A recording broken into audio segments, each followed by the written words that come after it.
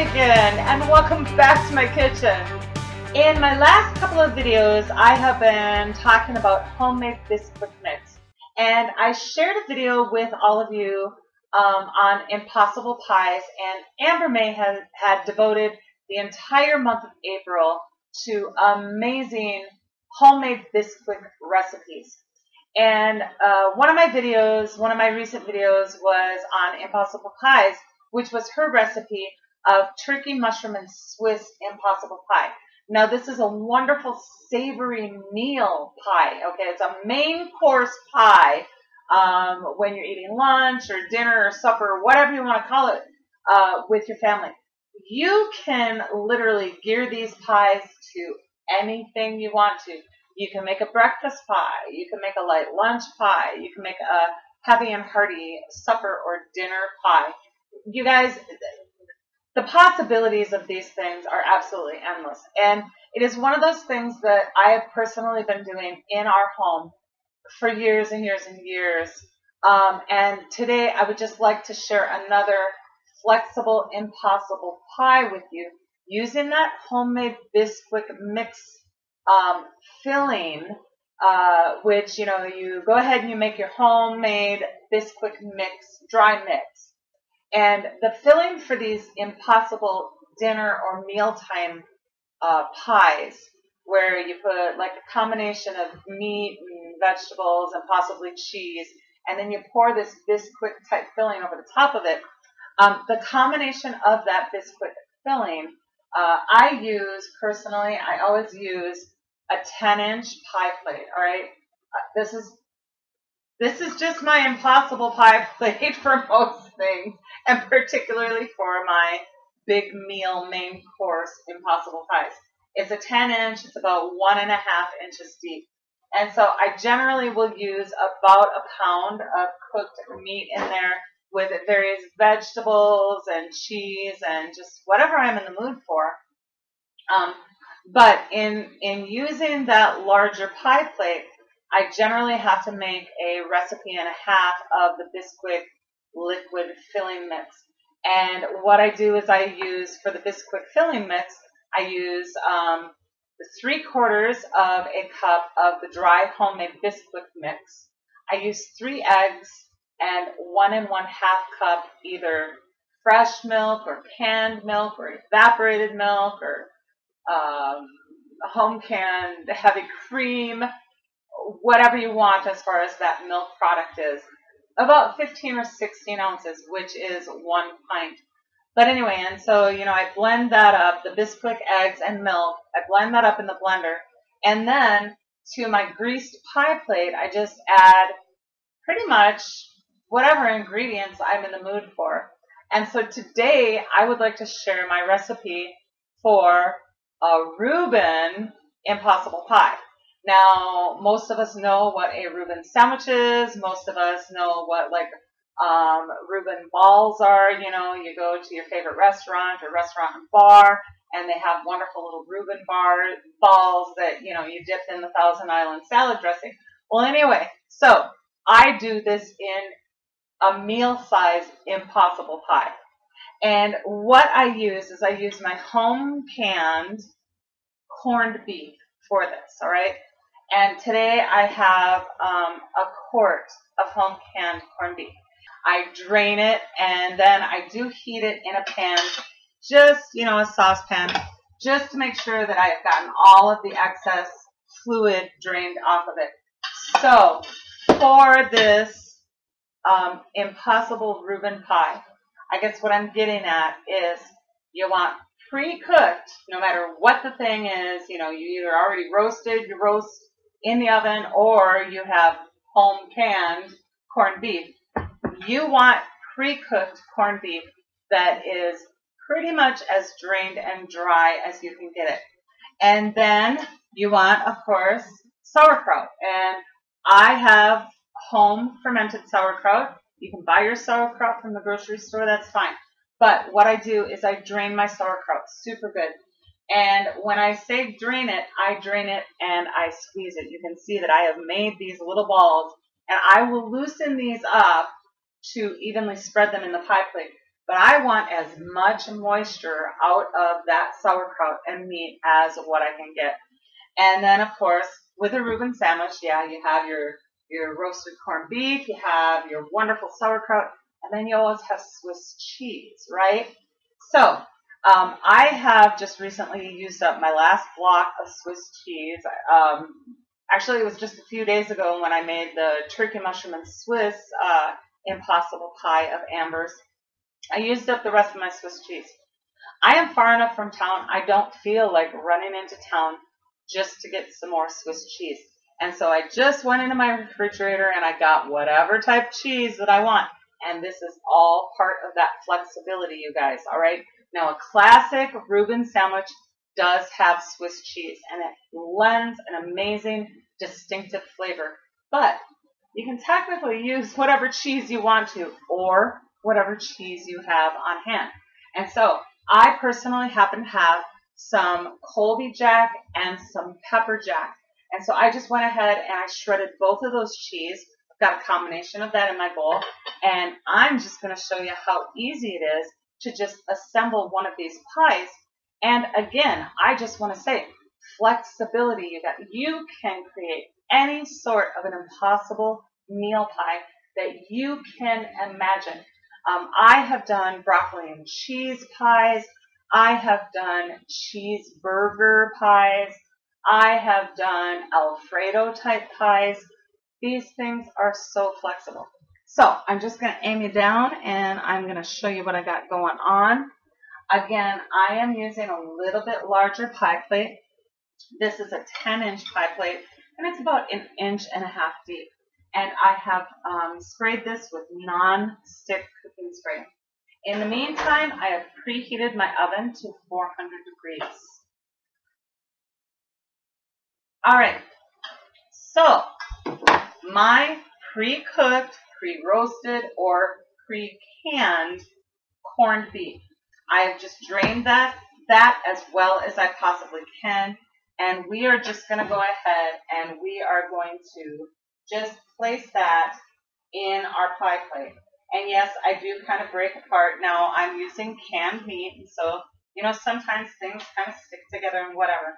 I'm just breaking that apart and scattering it throughout my pie plate just as evenly as I want to. And we all just really love corned beef. And so I'm probably going to use the majority of my quart of meat. And that comes pretty close to 1.5 pounds.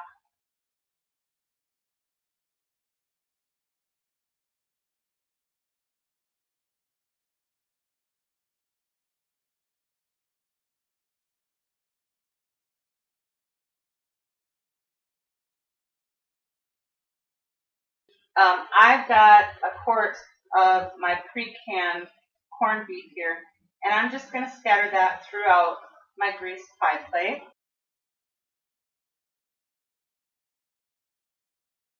All right, just evenly throughout the plate. And then I'm going to personally, you know, you can do this in whatever order you want to. I'm going to go ahead and put on some of my shredded cheese. And for a classic Reuben sandwich, you would want Swiss. But of course, as I mentioned, I have mixed cheeses today.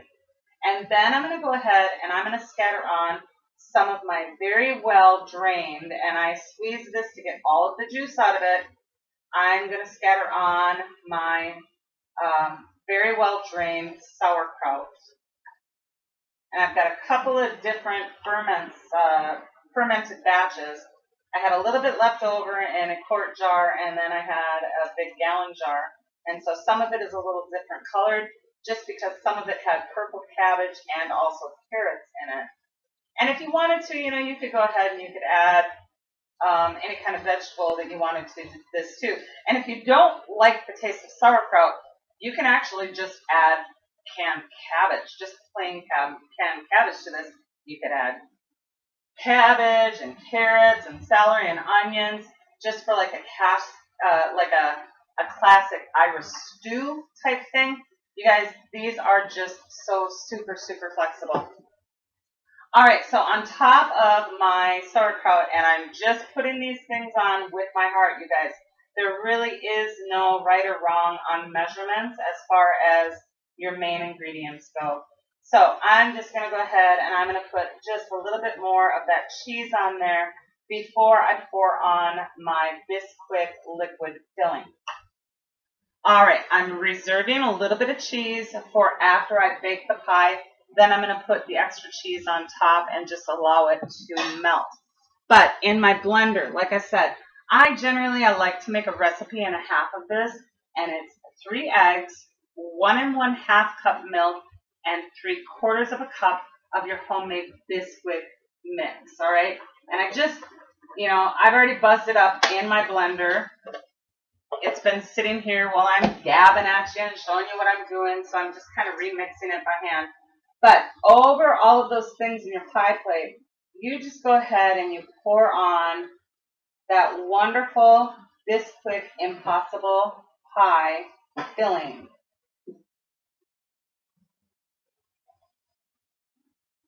There we go. And that's why I say with my larger pie plate, I really tend to find that a recipe and a half of the filling works really good to fill that. I'm going to pop that into my 400-degree preheated oven for approximately 30 to 40 minutes. And then I will come back and show you the next step. All right, guys, so we're at about 40 minutes at this point in time on this absolutely amazing Impossible Rueben Pie. You can see it's nicely, yeah, you're aimed down pretty good there, aren't you? You can see that it's nicely brown. And what I do is I check by just taking a knife, and I've checked it 1 or 2 times previously, so I've got a little bit of stuff on my knife here. But just until a knife inserted in the middle comes out clean, just like that, and you know it's set and it's done. So at this point in time, I am going to just simply shut off my oven, and then I'm going to take, and we really love sauerkraut here, guys. I don't know. I don't even feel like I have to have a reason or an excuse for it. We just really love sauerkraut. And so what I'm going to do is on this totally cooked pie, I'm just going to add some more sauerkraut on top. You know, sometimes when you heat or bake sauerkraut, it kind of becomes a little less, I guess, intense in flavor. And so I really, on this particular one, I really like to add a little bit of fresh sauerkraut on top. And then I'm just going to take that little bit of leftover cheese that I had, that I reserved, and I'm going to sprinkle that over the top.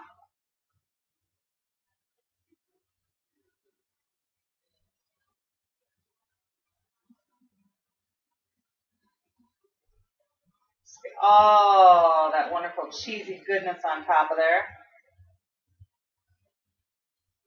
And now my oven is still hot, but I have turned it off, so it's not going to continue, like, you know, keeping the oven at that temperature.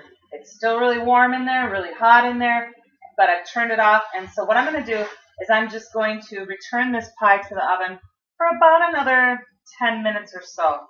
And then I'll come back and cut one of these wonderful pieces of Rueben Impossible Pie for you, so that you can see the amazing results. All right, so we'll be right back. All right, so my Impossible Rueben Pie took approximately 40 minutes to cook, and then I topped it with a little bit of fresh sauerkraut and cheese, and put it in my, my oven that was still hot, but not still creating more heat, and left it in there for about 10 minutes. And then I took it out and I left it stand for about 5. And what I do for any of my Impossible Pies, and I'm just gonna get my oven mitt on here. I just take a little paring knife or whatever, and I just run it around the outside edge of any of my impossible pies. Just kind of loosen it. Oh my gosh, you guys, I can already tell this is just amazing. It's always amazing. And then just cut it like you do any other pie.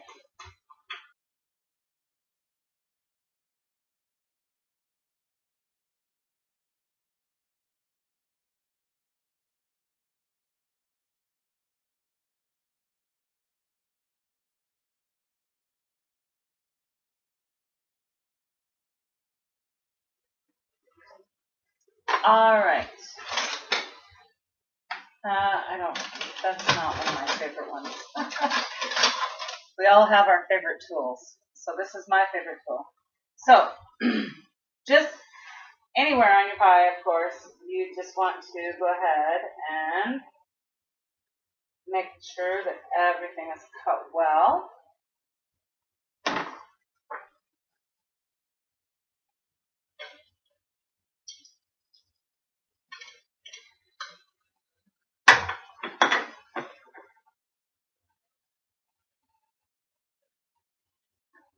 Boy, guys, that's still so super, super hot. Look at this. Oh my gosh.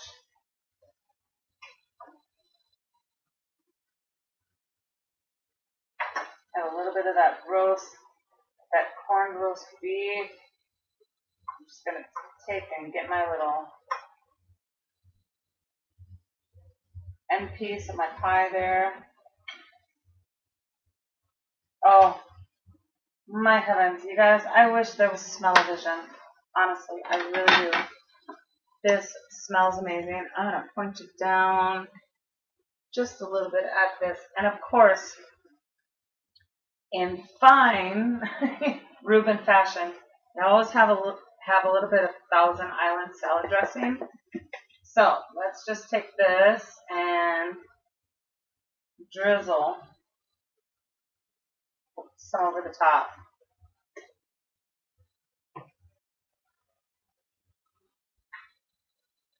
Look at that.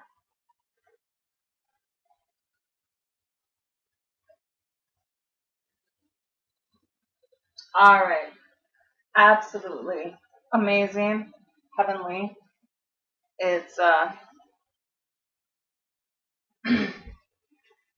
honestly easy and so quick. Takes no effort at all. And I'm just going to go ahead and I'm going to cut a little bite off of my Impossible Rueben Pie. Oh, I'm so excited about this, you guys. It's always so good.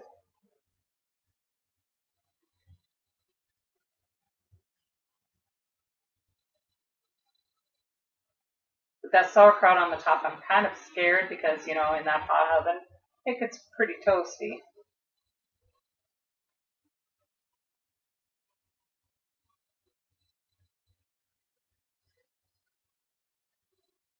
Mmm. Mm.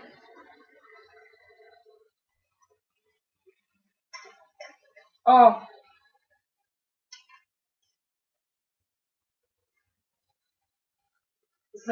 It's another one of those things that I'm just going to sit here and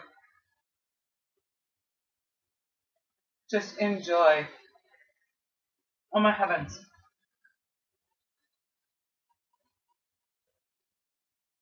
That wonderful corned beef, the sauerkraut, the cheese. Even though I didn't have Swiss, a Swiss is amazing on this, but even though I didn't have Swiss, I just added whatever cheese I had on hand, and then the drizzle over of that Thousand Island dressing. Oh my heavens. You guys, this is a good thing. You're not grilling sandwiches in a frying pan. You're not having to tend things. You're not having to get one sandwich done and then make another sandwich for another family member. You're just making the whole thing in a pie.